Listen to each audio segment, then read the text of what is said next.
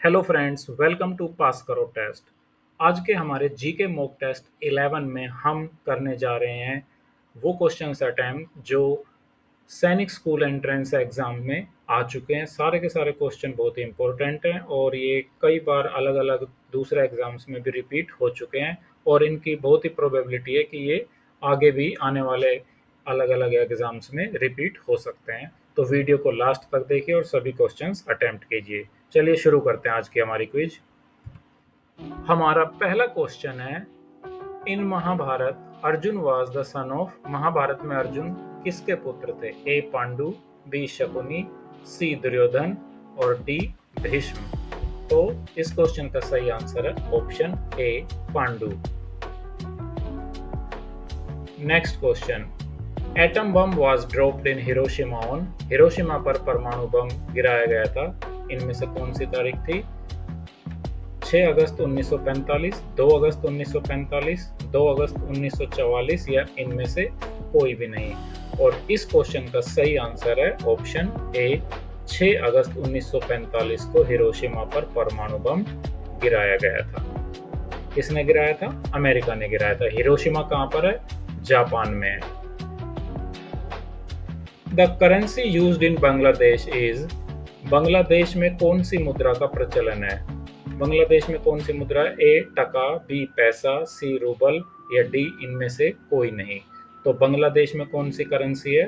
बांग्लादेश में चलता है टका। और टका पर बहुत सारे हिंदी में कहावतें मुहावरे भी हैं। टका सा जवाब दे दिया, 2 टके का, और इस तरह के, है ना। तो टका है बांग्लादेश की मुद्रा। नेक्स्ट है, dash is known as the land of temples. मंदिरों के प्रांत के नाम से जाना जाता है। कौन? ए मध्य प्रदेश, बी उत्तर प्रदेश, सी तमिलनाडु और डी इनमें से कोई नहीं। कौन सा भारत का राज्य है जो मंदिरों के प्रांत के रूप में जाना जाता है? फिर से एक बार, ऑप्शन ए ही है इसका उत्तर भी, मध्य प्रदेश। मध्य प्रदेश में बहुत सारे मंदिर हैं। Which months are rabi crops सोन। रबी फसल किस महीने में बोई जाती है? ए अक्टूबर से नवंबर, बी जुलाई से अगस्त, सी दिसंबर से जनवरी या डी इनमें से कोई नहीं। तो इस क्वेश्चन का भी फिर से आंसर ए है। ये कहीं हमें किसी जाल में फंसाने की तो निंजा टेक्निक नहीं है कि हर बार ए उत्तर देते रहो, फिर हम ए देते रहेंगे और फिर बाद में वो बदल देंगे, बी सी डी ऑप्शन शुरू हो जाएंगे। चलो, तो इसका सही आंसर है अक्टूबर से नवंबर में रबी की फसलें बोई जाती हैं। Which is the sweetest sugar. सबसे मीठी शुगर इनमें से सबसे मीठा कौन है? A fructose, B glucose, C lactose या डी सुक्रोज। अब क्या फिर से ए इसका आंसर है? Yes, fructose. Fructose is the sweetest sugar. Instrument used for measuring temperature of human bodies. मानव शरीर के तापमान को मापने वाला यंत्र है। A thermometer, B barometer, C thermostat या डी फेनोग्राम। लो भाई, फिर से इसका answer A thermometer. 58, which one of the following is not a part of the carpel. इनमें से कौन सा कार्पल का हिस्सा नहीं है? A stigma, B ovule, C anther या डी इनमें से कोई नहीं। अब ये क्वेश्चन है बोटनी का, फूल के जो फ्लावर के जो पार्ट्स होते हैं उनमें। तो कार्पल का इनमें से कौन सा हिस्सा नहीं होता है? और क्या इस बार भी अब वही ए इसका सही आंसर है? नहीं, नन ऑफ दीज, इनमें से किसी का भी हिस्सा नहीं होता carpel. When a piece of ice floating on the surface of water in a beaker completely melts, then the level of water will। एक गिलास पानी में तैरता बर्फ का टुकड़ा अगर पूरी तरह पिघल जाए तो पानी का स्तर क्या हो जाएगा? हाँ, ये क्वेश्चन अच्छा लगा। क्या होगा अगर गिलास में पानी में तैरता बर्फ का टुकड़ा पूरी तरह पिघल जाए तो क्या होगा? पानी का लेवल ऊपर चढ़ जाएगा, इंक्रीज हो जाएगा, रिमेन सेम ही रहेगा, डिक्रीज हो जाएगा या डी इनमें से कोई नहीं, कुछ नहीं होगा। और इसका सही आंसर क्या होगा? 59 बी, सेम ही रहेगा, क्योंकि जो उसने जगह घेर रखी है अभी वो बर्फ का टुकड़ा पानी में तैर रहा है, यानी कि पानी के लेवल के ने जो बर्फ का टुकड़ा है उसने अभी भी जो जितनी जगह घेर रखी है, वो जब पानी बन जाएगा, बर्फ से पिघल जाएगा, तब भी वो उतनी जगह घेरेगा। तो पानी का लेवल ऊपर नहीं उठेगा, वही सेम ही रहेगा।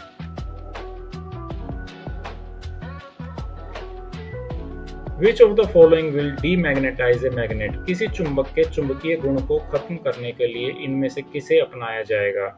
हैमरिंग ऑफ मैग्नेट यानी कि हथौड़े से चुंबक को मारना, कूलिंग ठंडा करने से, keep in contact of iron लोहे के पास रखने से, या नन ऑफ दीज? इनमें से क्या होगा? इनमें से हैमरिंग ऑफ मैग्नेट, हथौड़े से अगर चुंबक को चोट पहुंचाई जाए, जोर से उसको पीटा जाए, तो उसमें जो चुंबकीय गुण है वो कम हो जाता है, खत्म भी हो जाता है। साथ में गर्म करने पर भी चुंबकीय गुण कम हो जाता है, खत्म हो जाता है। The first country to launch any space vehicle is? अंतरिक्ष में यान भेजने वाला पहला देश कौन सा था? A USA, B USSR. USSR मतलब ये था पुराना सोवियत संघ, यूनाइटेड स्टेट्स ऑफ सोवियत रूस, उस समय का जो रशिया था वो। C Canada, D India. तो इसका सही आंसर है 61 का ऑप्शन बी। सबसे पहले तत्कालीन रशिया यानी कि यूनाइटेड स्टेट्स ऑफ सोवियत रूस ने सबसे पहले अंतरिक्ष यान भेजा था, और आई थिंक उसका नाम स्पुतनिक था, if I am correct. Which planet is almost of the same size and mass of earth? कौन सा ग्रह आकार और द्रव्यमान में लगभग पृथ्वी के समान है? A Jupiter, B Saturn, C Mars, D none of these. तो शुक्र, बृहस्पति, शनि इनमें से कौन सा है? और इसका सही उत्तर है डी, इनमें से कोई नहीं। जुपिटर बहुत बड़ा है, पृथ्वी से लगभग 1300 गुना। सैटर्न भी पृथ्वी से बहुत बड़ा है। मार्स भी पृथ्वी के मुकाबले सेम जैसा नहीं है। Deuce is a word associated with which game? Deuce यह शब्द किस खेल से संबंधित है? ड्यूस किस में होता है? और ड्यूस होता है टेनिस में। इसका सही आंसर होगा ऑप्शन सी। नेक्स्ट क्वेश्चन है, who was the last emperor of the Mughal dynasty? Mughal वंश का अंतिम राजा कौन था? ए बहादुर शाह जफर, बी बाबर, सी नसीरुद्दीन शाह, या डी नन ऑफ दीज? इनमें से कोई नहीं। तो आजकल मुगल वैसे भी चर्चा में है, खासकर औरंगजेब, और जो अंतिम मुगल वंश का राजा था वो था Bahadur Shah Zafar. What is the currency of Australia? Australia की मुद्रा क्या है? A pound, B euro, C rupee, या डी इनमें से कोई नहीं? और इस क्वेश्चन का सही आंसर है इनमें से कोई नहीं। ऑस्ट्रेलिया की जो मुद्रा है वो है ऑस्ट्रेलियन डॉलर। तो यहाँ पर ये ऑप्शन में ऑस्ट्रेलियन डॉलर है ही नहीं, तो नन ऑफ दीज इसका सही आंसर हो जाएगा। Which of the following poultry breed is useful for both egg laying as well as meat? नीचे दी गई मुर्गियों की प्रजातियों में से कौन सी प्रजाति अंडे देने के लिए तथा मांस दोनों के लिए उपयोगी है? और ये प्रजातियां हैं और पिगटन, लेगहॉर्न, डार्किंग और कार्निश। तो इस क्वेश्चन का सही आंसर है ऑप्शन बी, लेगहॉर्न। चलो भाई, आज हमें ये भी पता चल गया। लेगहॉर्न मुर्गियों की प्रजाति होती हैं अलग अलग, और उनमें से लेगहॉर्न जो है वो अंडे देने के लिए, मांस देने के लिए ज़्यादा उपयोगी है। विच एग आ गया, देखो अभी हम मुर्गी के बारे में पढ़ा था ना, एग नहीं है, एज है। Which age group is called the working population? किस आयु के बीच के लोगों को कामगर जनसंख्या में गिना जाता है? 25 से 45, 15 से 64, 20 से 50 और 18 से 20। तो इस क्वेश्चन का सही आंसर है ऑप्शन डी, 18 से 60 की एज के जो लोग होते हैं उसको वर्किंग पॉपुलेशन यानी कि काम करने योग्य या काम करने वाली जनसंख्या में गिना जाता है। Which instrument is used for measuring earthquakes? भूकंप मापने के लिए किस यंत्र का इस्तेमाल किया जाता है? हाइड्रोग्राफ, कार्टोग्राफ, सिज्मोग्राफ, या नन ऑफ दीज? इनमें से कोई नहीं। Option C, seismograph. और अभी हाल ही में म्यांमार में, थाईलैंड में, इन देशों में भूकंप के झटके काफ़ी तेज थे, जिनमें जान माल का भी नुकसान हुआ, वो महसूस हुए हैं। तो सिज्मोग्राफ वो यंत्र है।